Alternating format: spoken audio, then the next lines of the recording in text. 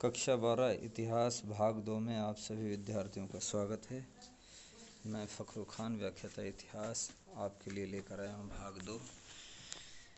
ये सभी प्रश्न 2021 बोर्ड एग्ज़ाम के लिए महत्वपूर्ण हैं। तो प्रश्न संख्या 24, मेसोपोटामिया के लोग मेलूहा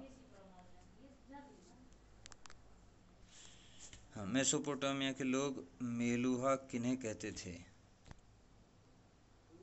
तो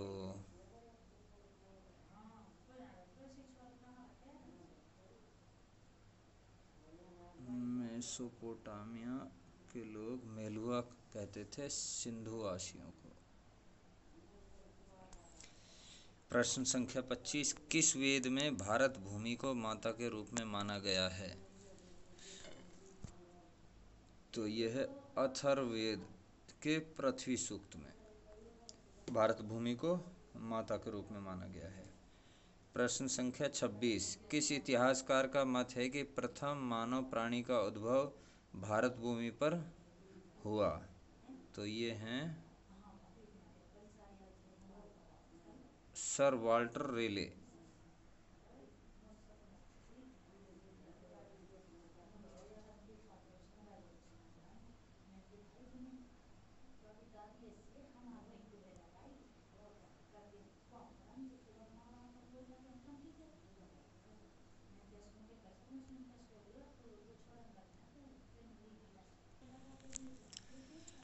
हाँ, तो हम अगला प्रश्न है, किस पुराण में भारत को जम्बूद्वीप कहा गया है? तो ये है अग्नि पुराण। प्राचीन काल के पश्चिमी तट के 2 बंदरगाहों के नाम बताओ। तो ये हैं सोपारा और भृगुकच्छ। युक्ति कल्पतरु नामक रचना किसकी है? तो युक्ति कल्पतरु एक पुस्तक है और जिसकी रचना राजा भोज द्वारा की गई थी।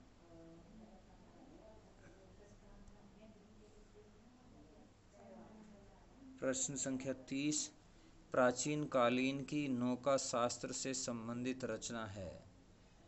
तो नौका शास्त्र से संबंधित रचना है युक्ति कल्पतरु, जिसे राजा भोज ने लिखा था। प्रश्न संख्या 31, प्राचीन कालीन लौह मत्स्य यंत्र किस कार्य हेतु था? तो ये काम आता था दिशा ज्ञान हेतु नाविकों द्वारा काम में लिया जाने वाला यंत्र। तो ये दिशा का ज्ञान कराता था और इसको काम में लेते थे नाविक। प्रश्न संख्या 32, प्राचीन काल में नौका प्रमुख को किस नाम से पुकारा जाता था? तो नौका प्रमुख को कहा जाता था कर्णधार अथवा महासारथ। प्राचीन काल में नियामक किसे कहा जाता था? तो नौका में पतवार संभालने वाले को नियामक कहा जाता था। पतवार संभालने वाले को कहते थे नियामक।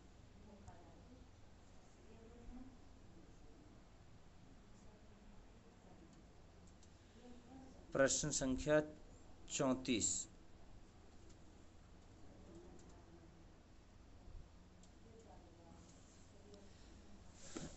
पाषाण कालीन मानव के उपकरण मुख्यतः किससे बने होते थे? तो ये तो बहुत आसान है, पाषाण अथवा पत्थर। पाषाण काल था, काल मतलब समय, तो इस समय को पाषाण काल इसलिए कहा जाता है क्योंकि यहाँ पर जो भी औजार प्रयुक्त किए गए थे वो मुख्यतः पत्थर के थे। प्रश्न संख्या 35, पाषाण युग को कितने भागों में बांटा गया है? तो ये मुख्यतः 3 भागों में बांटा गया है। कौन कौन से हैं ये? पुरापाषाण, मध्यपाषाण, नवपाषाण। प्रश्न संख्या 36, मध्यपाषाण काल के औजारों की प्रमुख विशेषता क्या होती है? तो ये सूक्ष्म आकार के थे। इनका आकार कैसा था? सूक्ष्म, यानी कि छोटे। इससे आगे हम चलते हैं अगले प्रश्न पर। किस काल में मानव द्वारा कृषि की शुरुआत की गई? तो ये काल था नवपाषाण काल। इससे पहले मानव कृषि नहीं करता था। भारत के अलावा भारतीय संस्कृति का प्रसार किन देशों में था? तो ये देश हैं कंबोडिया, चंपा, मलाया, जावा, सुमात्रा, बानिया, बाली तथा श्याम। अगला प्रश्न है प्रश्न संख्या 39। अंगकोर वाट के मंदिर कहाँ स्थित है? तो ये है कंबोडिया में। ये बहुत प्रसिद्ध मंदिर है।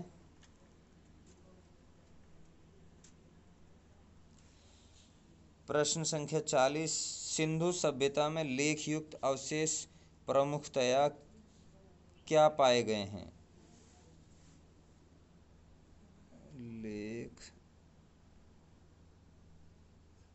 लेख युक्त अवशेष ये हैं मोहरे।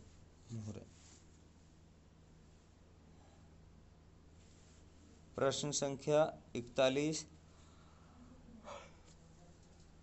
आरण्यक ग्रंथ किससे संबंधित है? आरण्यक ग्रंथ हैं दार्शनिक विषयों से संबंधित।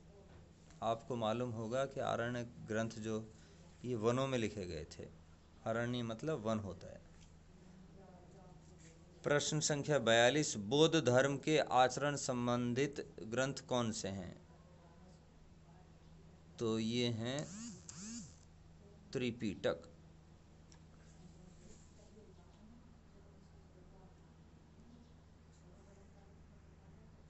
प्रश्न संख्या 43।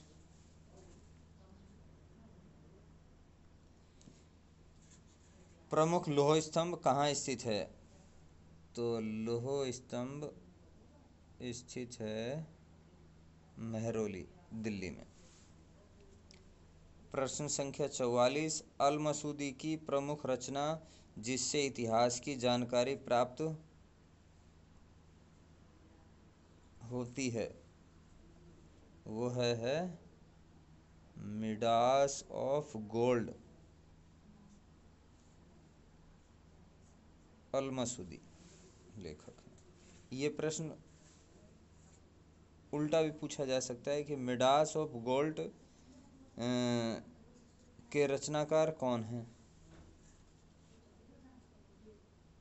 इसके बाद में नेक्स्ट प्रश्न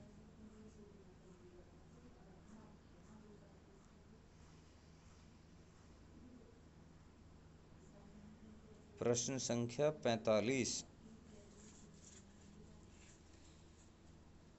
सिंधु सभ्यता में पाई गई मोहरें किसकी बनी होती थी? तो ये मोहरें बनी होती थी मोहरें सैल खड़ी। सैल खड़ी की जगह स्टेटाइट भी लिखा हुआ मिल सकता है।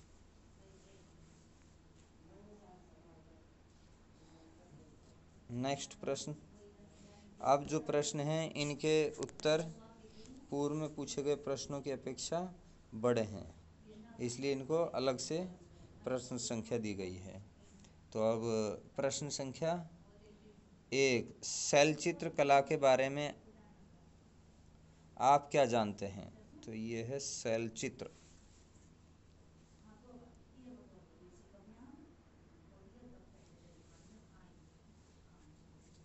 प्रागैतिहासिक काल में अनेक शैलाश्रय यानी पत्थर के बने हुए निवास अर्थात गुफाएं आदि प्रारंभिक मानव का निवास स्थान होते थे। में तत्कालीन मानव द्वारा चित्रांकन किया गया है जिसे शैलचित्र कहा जाता है। नेक्स्ट प्रश्न संख्या 2, वेदांत साहित्य किसे कहा जाता है?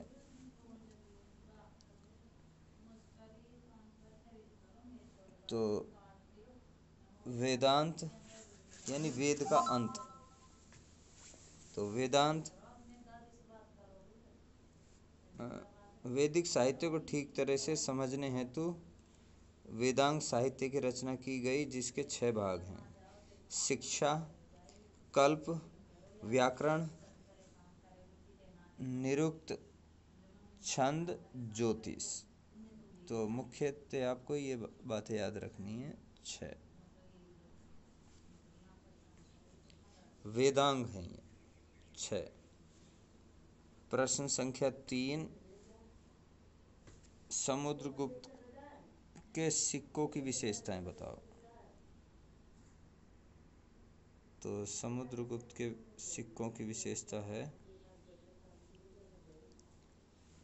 समुद्रगुप्त के सिक्कों पर अश्व यानी कि घोड़ा व यूप के चिन्ह मिलते हैं तथा अश्वमेघ पराक्रम लिखा हुआ मिलता है, जो उसके द्वारा अश्वमेघ यज्ञ करने की पुष्टि करता है। वीणा बजाने का चिन्ह उसके संगीत प्रेमी होने का प्रमाण है। एक सिक्का है जिस पर वीणा बजाते हुए दिखाया गया है, तो इससे ये प्रतीत होता है कि संगीत उन्हें प्रिय था।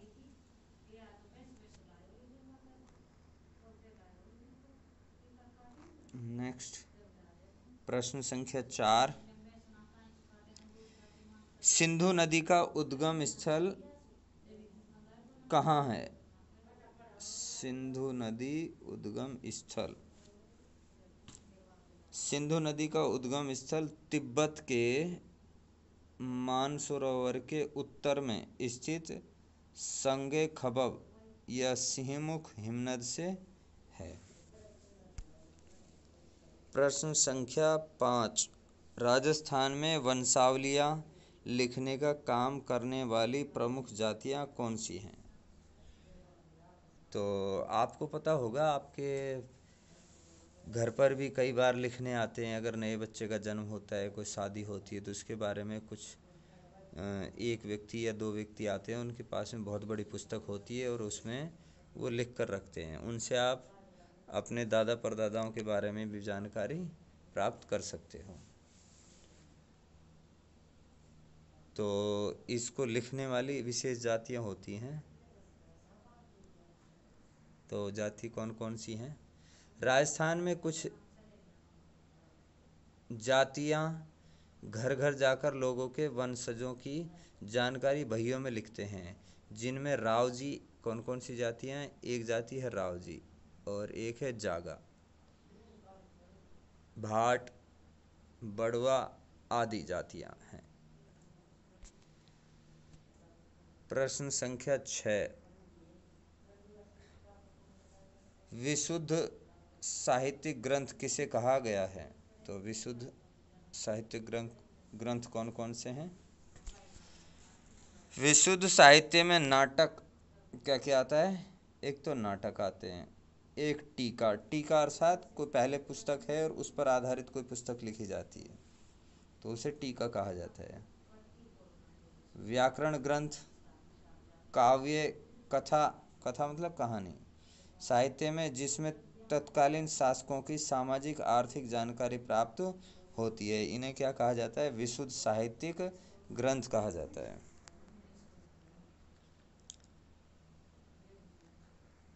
प्रश्न संख्या 7, साहित्यिक स्रोत किसे कहते हैं तथा ये कितने प्रकार के होते हैं?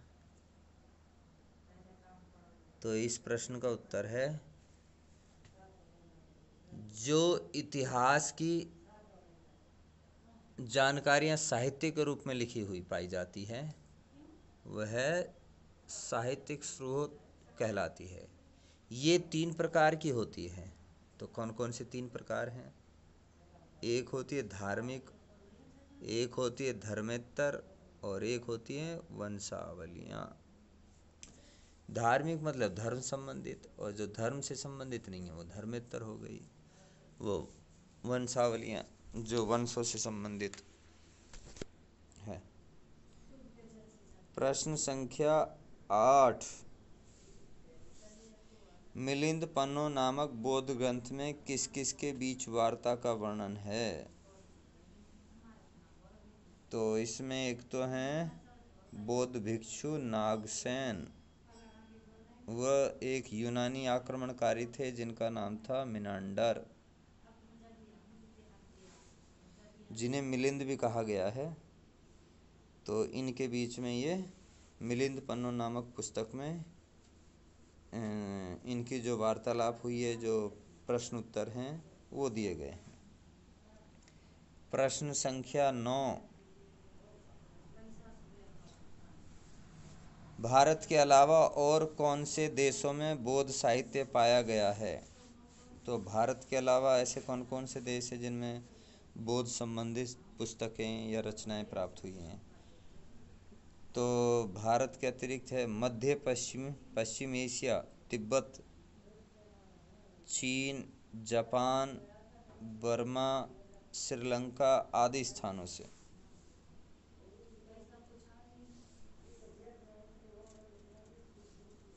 अब आज के लिए भाग 2 का अंतिम प्रश्न है, आचरांग सूत्र किससे संबंधित है?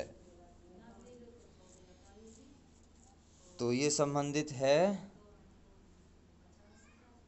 जैन साहित्य, जिसमें जैन साधुओं के आचरण व्यवहार से संबंधित है। तो आज का कक्षा 12 इतिहास प्रश्नोत्तरी यहीं समाप्त होती है। तो विद्यार्थियों, आपसे मैं यही कहना चाहूँगा कि आप रोज़ाना इन प्रश्नोत्तरों को देखें, पढ़ें, सुनें। जितना आप एक बार देखने के बाद में आप इसको बार बार सुने। इसमें अगर आप कोई काम भी कर रहे हैं तो आप वीडियो ऑन करके उसकी आवाज़ सुनेंगे तो आपको बार बार रिवीजन होने से ये प्रश्नों के उत्तर याद हो जाएंगे और आप बोर्ड एग्ज़ाम 2021 में बहुत अच्छे अंक प्राप्त करोगे। मैंने ये जो भी प्रश्न हैं ये महत्वपूर्ण प्रश्न हैं, तो इनमें से आपको बहुत सारे प्रश्न एग्ज़ाम में देखने को मिलेंगे। तो आशा करता हूँ कि आप अच्छे से इनका अध्ययन करेंगे, वीडियो को बार बार देखेंगे। अगर आपको ये वीडियो पसंद आता है तो आप इस वीडियो को लाइक करें, चैनल को सब्सक्राइब करें, आपके जो साथी हैं उन्हें ये वीडियो शेयर करें। अगर आपको इन प्रश्नों में कोई समस्या है तो आप कमेंट करके बताएं। आपको कोई सजेशन देना है तो आपका उसके लिए स्वागत है, आप वीडियो में कमेंट कर सकते हैं। तो इसी के साथ में जय हिंद, जय भारत, धन्यवाद।